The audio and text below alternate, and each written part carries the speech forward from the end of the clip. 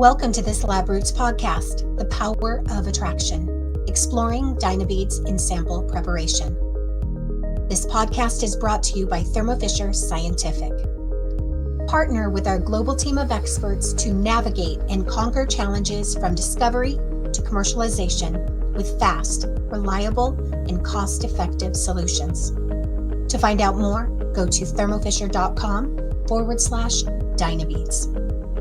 Now here is your host for this podcast, Senior Product Manager of Dynabeads Products, Claire Mount Lund.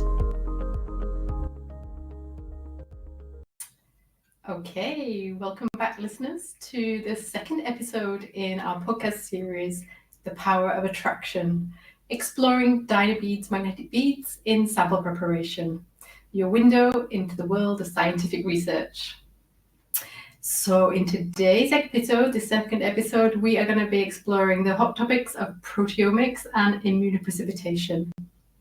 And today we're very lucky to be joined by Voin, one of our experts at Thermo Fisher Scientific, the world leader in serving science. And today with Voin, we're going to be exploring the innovative role of Dynabeads in immunoprecipitation techniques. So very excited to hear more about this. Just a note for the listeners before we go any further, just to mention again that the products and the techniques that we'll cover in these podcast episodes are for research use only and not for diagnostic purposes. Okay, and with that, over to you, Voin. Please tell the listeners a little bit more about yourself. Yeah, gladly. I'm really glad to be here. So I'm a protein chemist by profession, and I've been working in the field of protein immobilization and the application of proteomics in cancer research for quite a few years now, over 5 years. And I'm now part of the Thermo Fisher team that develops these products further for our customers.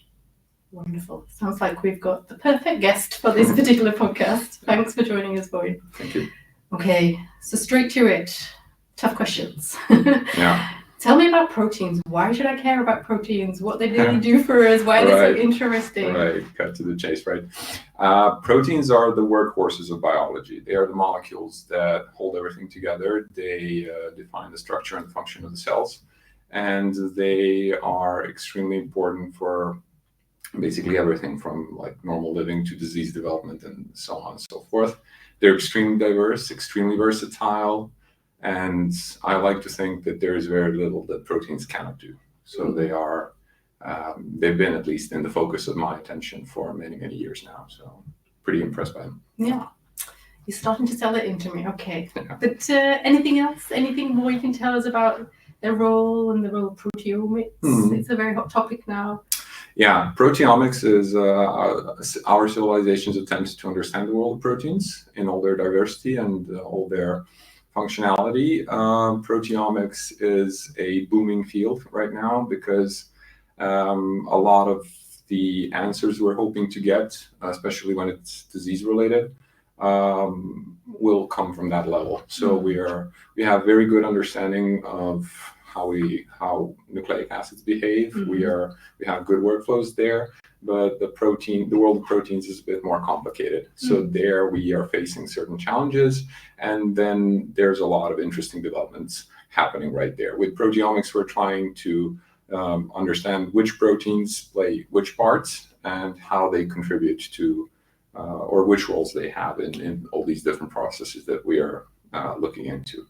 Of course, the main focus of proteomics today is on human proteins and human proteome. However, we are starting to get an increasingly good insight into what's happening in other species as well. What kind of processes are they typically involved in, proteins?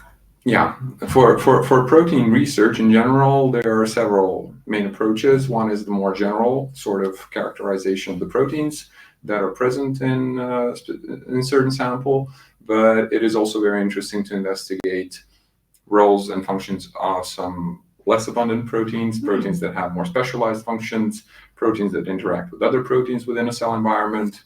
So there are several of these approaches that are in use today, depending on what our interest is. Okay, now I'm sold. I'm bought in. They're important. And proteomics too. Next big question. Why IP?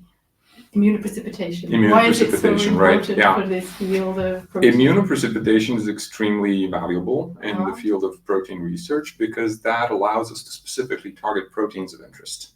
That means that if there is a particular protein that we suspect is having a certain function or role in disease, we can specifically target that protein.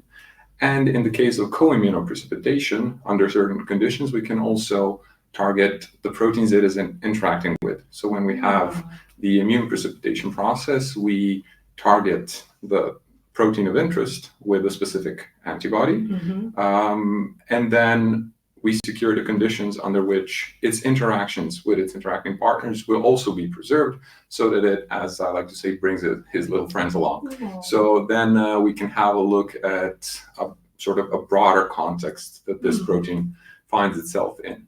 So immunoprecipitation is sort of, I would rather say, an entire family of techniques that are aimed at targeting certain proteins or certain groups of proteins. Yeah, it definitely sounds a very versatile kind of technique, and definitely sounds important too and powerful for this field of proteomics. Sorry, just another thing that we should also mention is that by targeting a specific protein, you can remove all the other proteins, so you don't get this sort of interference. That is also like a very important aspect of immune precipitation. Good. Anything else you can tell us about this important technique? Anything deeper things that you can see when you use this technique beyond kind of the protein itself? What can it tell us? Right. Well, I think that depends down to what you're looking for, what you're after. And the way we do immune precipitation will define what sort of output we will get. In principle, the more specific the antibody that you use, the more accurate your pull down is. So in that sense, there are other variations. That doesn't necessarily have to be an antibody. There are other types of specific pull downs that you can perform. But in the context of immune precipitation, we typically refer to an antibody. So you can target a specific domain, you can target a specific group, and then it really comes down to what you're after. Fascinating. Very good. So you clearly understand this technique very well. What about for those of us that are maybe a little bit new in our journey to immunoprecipitation? Can you tell us a little bit about how we might do this in the lab? There's a lot of ways to do this. I can tell you what I prefer to do. So in my work, what I typically do is I pick an antibody that is specific to the target that I'm looking for. And I just take, for example, one of our Dynabeads magnetic beads. For example, the protein G bead is a very good tool to use that. And I take the antibody, I mix it with the beads, and that is like a very short step where we ensure that the antibody is now docked onto the bead, that it is bound to the surface of the bead, and that the bead is now covered with this antibody. It takes place within a couple of minutes. Depends a little bit on the antibody and the conditions, but it's typically done pretty quickly. So that is the most critical step, I would say. If you get your antibody mobilization right, everything else should be a breeze. So with Dynabeads magnetic beads, what we then do is we wash away any potentially unbound antibody, and at that stage, the bead is ready to be introduced into the sample. Once the bead is introduced into the sample, let's say you have a cell lysate, or you have any other form of sample that contains your protein in an aquatic environment, what you do then is you incubate the bead, giving the antibody the time to find its target. This again is a little bit dependent on the specificity of the antibody. It's a little bit dependent on the abundance of your target and its availability, but assuming good lysis conditions and assuming that your protein is available to the antibody, this also takes like between 15 and 30 minutes. And at that point, you can use a simple magnetic stand, like the one we have here, to separate the magnetic beads. Right. And at that point, you can wash away everything that has not bound to the beads. So this way, you ensure that your target and potentially its little friends are now tightly bound to the surface of the bead. You do a couple of washes to remove unwanted proteins, unwanted cell material, and you're good to go. Yeah. Then it's only a matter of what sort of detection system you want to use beyond that point. But there's a lot of different readouts, and I'm sure a lot of people will have their own favorites. Yeah. But it sounds like, Erling, if anyone listened to our first episode, talked about that very simple steps of using magnetic beads, the bind, wash, elute. It sounds like it's the same basic principle. The principle is the same. The only thing that differs is that afterwards, like depending on the readout that you want to use, you might want to desorb this target off of the bead surface. You might want to maybe prepare it for mass spectrometry. You might want to do different things with it. And the Dynabead magnetic bead offers this capability. So your options are open. You have different ways of then, once you capture the protein of interest, then the hard part is, shall we say, over. Then it's more the matter of quantifying, maybe going into a deeper analysis if you're interested in post-translational modifications and stuff. Excellent. But of course, you mentioned your favorite techniques, and that's using the Dynabeads, magnetic beads. Right. But if I'm right, I think traditionally it was non-magnetic beads that were used in this setting. Is that correct? Yeah. Traditionally, different sorts of solid or semi-solid matrices were used for this. Right. The columns that were used earlier were typically pre-packed with solid support of some sort. Then you would have to do the chemistry of immobilization, which is already harder when you have a column. It takes more time. It's a bit more difficult to ensure that you have a uniform distribution of your antibody. And then, then there is the physical effects. So as you apply the sample to a column that is basically an immunoaffinity column, as you apply the sample, you can experience different effects that may lead to a lot of unwanted binding, a lot of non-specific binding. You might experience leaching of the antibody from the column. So these things, first of all, it was slower. So that's a thing that I've done those in my past. I always found them to be quite time consuming. Yeah. Both the preparation of the matrix for the immunoaffinity and also the running of the sample. Right. So, and then again, with the column, it's sometimes challenging to ensure that you've pulled down your target, because if your antibody is really highly specific, there might be some of the target left in the column. And these technical challenges, they're much easier when your solid support is dispersed in the aquatic phase. So it's more like the binding kinetics that play a role there? Yes, that's right. So in chromatography, there are certain physical effects that change the binding kinetics, leading to this issue of stuff leaching off when it shouldn't, or not coming off, not eluting when it should. So, and again, you may have a perfect low non-specific binding matrix in the column, but what is your column made of? Like, is it glass? Is it plastic? And then these challenges start adding on to each other, and And if you're using non-magnetic beads, is it right? They can be used in a tube or in a column, or is there any difference or any nuances there about how the process might work? Yeah, there are also beads. I don't have any personal experience with non-magnetic beads which are not used in a column. I'm sort of the old school, but I've heard from my colleagues that using these matrices which are dispersed, but non-magnetic, results in this very time-consuming, very clunky.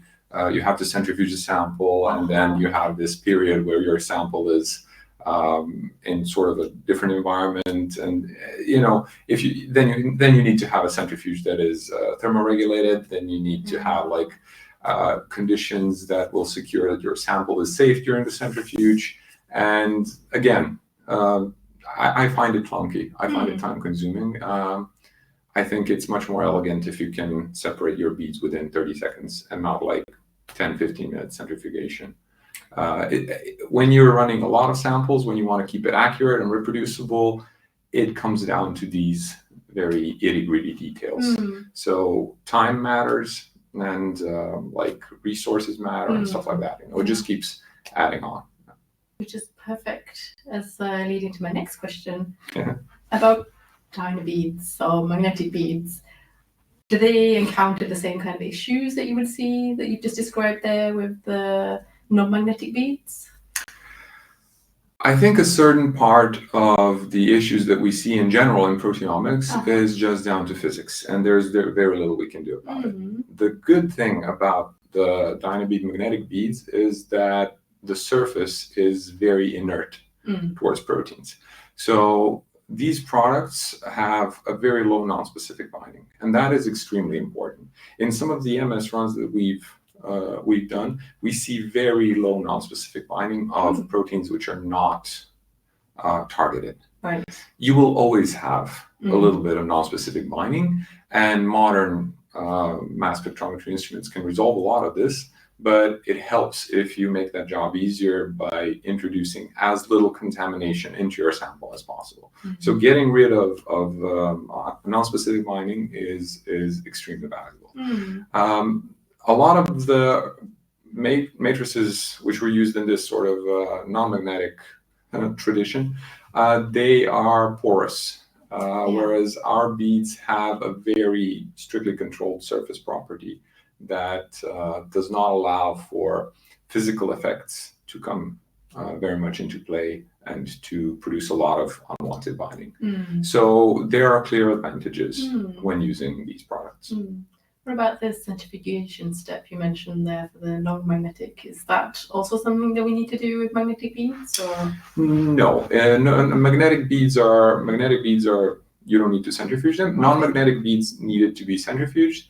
There were also issues that cell fragments, cell debris would also pack down. So you're never really sure. Like, I'm a chemist. I understand stuff that happens on a chemical level, but sometimes these physical effects, which are just the property of the material, come into play, and it's much harder to control. Understand. What about the timing? Like, if you're using the magnetic beads. This is non-magnetic. Any differences there? Well, as I said, to separate non-magnetic beads from your sample, you need to use a centrifuge. That takes time. With the magnet, it is virtually instantaneous. And especially if you're after some low abundance proteins, you don't want to give your sample the time to degrade. Makes sense. So this is something that is really critical. And sometimes a more viscous sample might take 20 or 30 seconds, but that's it, you know. And the good thing is that you're separating the material based on a very unique property, which is not commonly found in nature, and that's magnetism. So you ensure that this is the force separating your samples. So you can very finely control. It's not just what sinks down, it's what you get to pull with using a magnet. You kind of specifically fished it out. Very good. Good.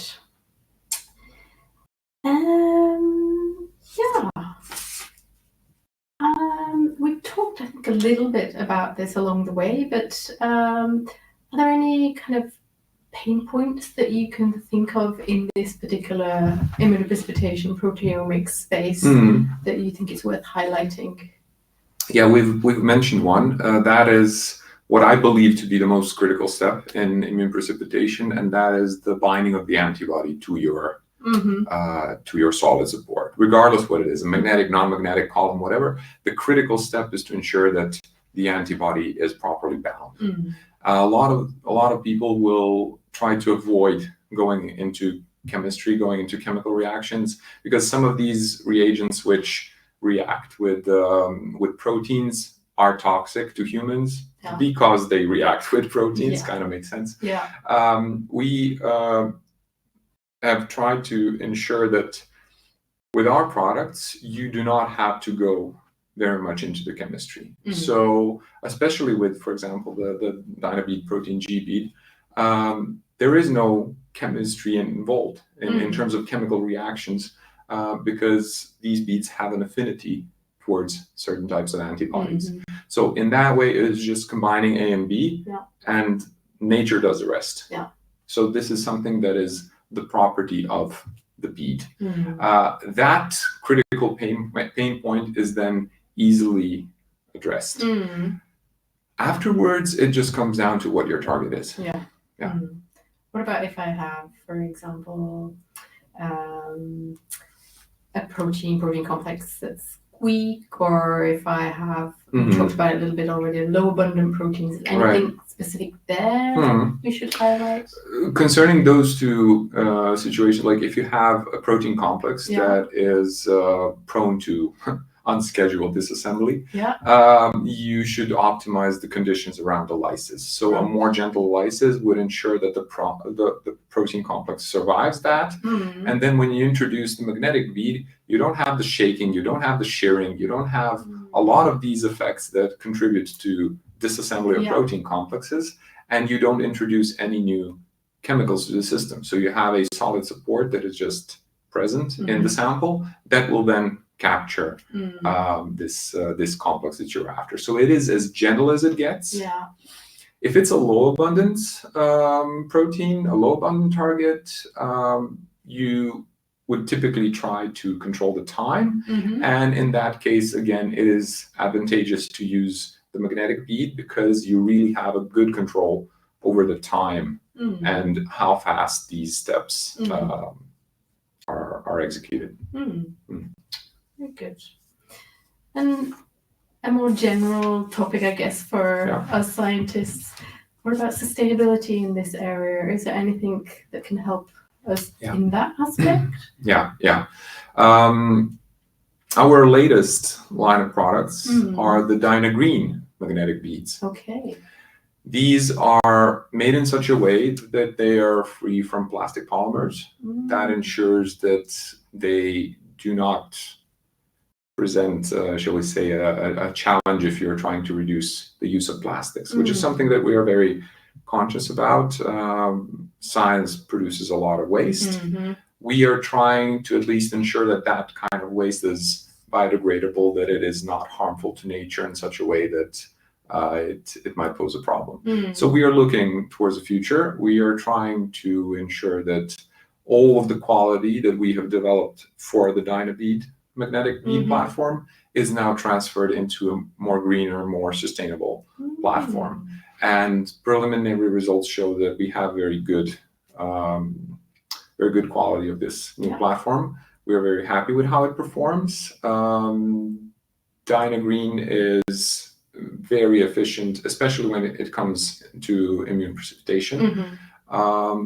We would like to see more people thinking in this green way, because in the long run, we have to be environmentally responsible, and great science should not come at a great cost. Couldn't agree more. Really exciting news there. Thanks for sharing, Voin. Okay, on to another hot topic.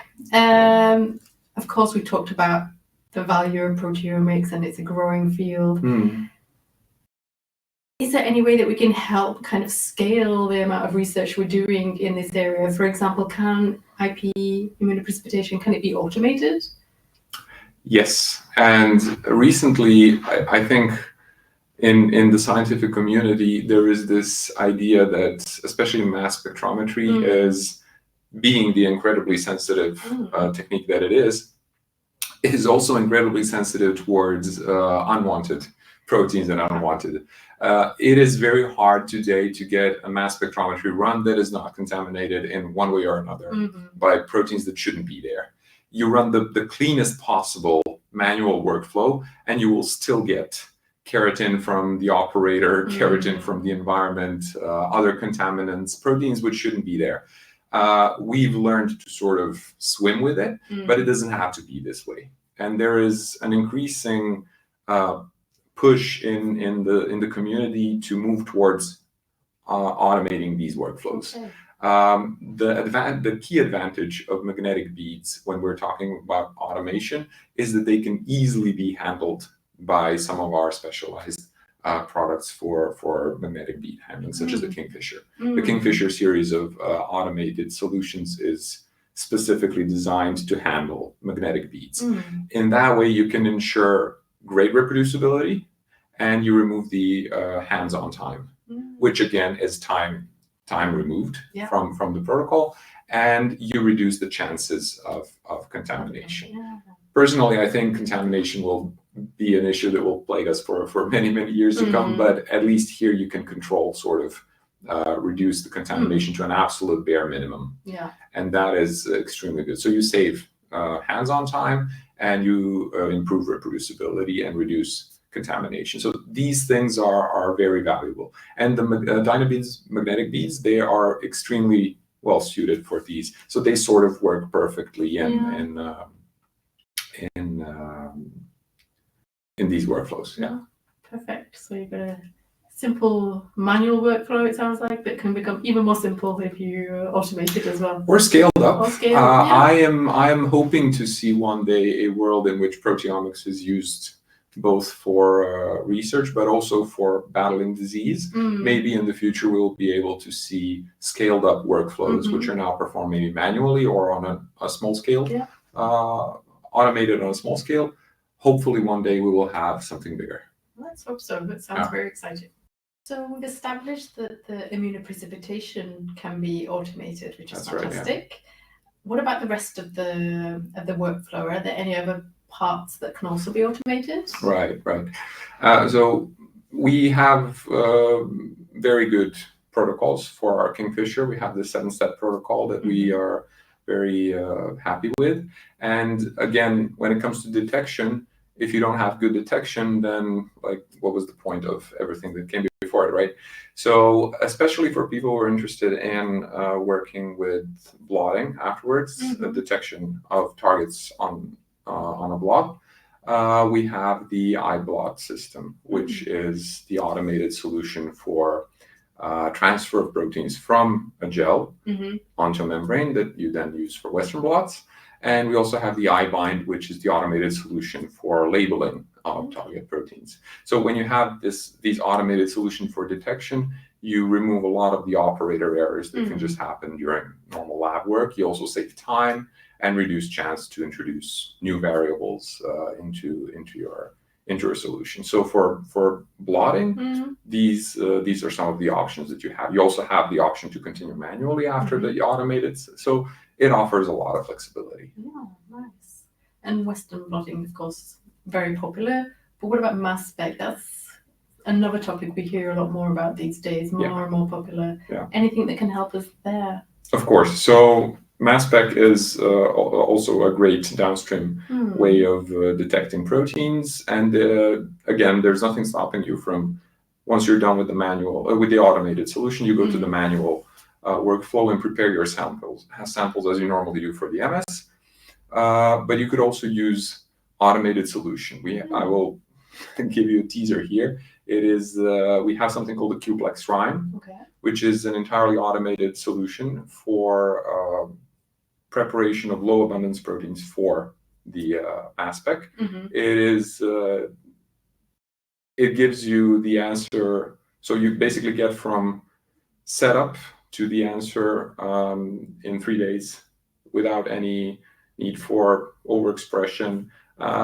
We can leave the link in the description of the video so that people can look into it. It is a great new tool, and I hope it gets more attention in the coming period. Very interesting. Good. But Voin, sadly, we are coming to the end of this particular episode, but I must say it's been really fascinating to learn a lot more. So thank you for being so generous in sharing your knowledge with us. It was a pleasure. We've learned a lot. And I think it's very clear from everything that you've been saying that the Dynabeads and the DynaGreen really offer a lot of significant advantages and benefits in this particular space of proteomics and immunoprecipitation. So excited to hear more that's coming along, and definitely we'll be checking the show notes to learn more about the Qplex Rhyme. Right. Yeah. a very intriguing new development. But yeah, thank you again for your time today, Voin. Thank you. And to you viewers, thank you for joining us again for this second episode. Hope, like me, you feel like you've learned a lot. And if you'd like to continue learning, then please come back and join us for episode 3 of our podcast, where we will cover a topic very dear to my heart, liquid biopsy. And if you haven't done so already, I would also recommend that you go back and listen to episode 1, where you can actually hear a lot more about the origin story of the Dynabeads magnetic beads technology. A really exciting episode there with a number of our experts here from Thermo Fisher Scientific. But for today, thank you very much for joining us.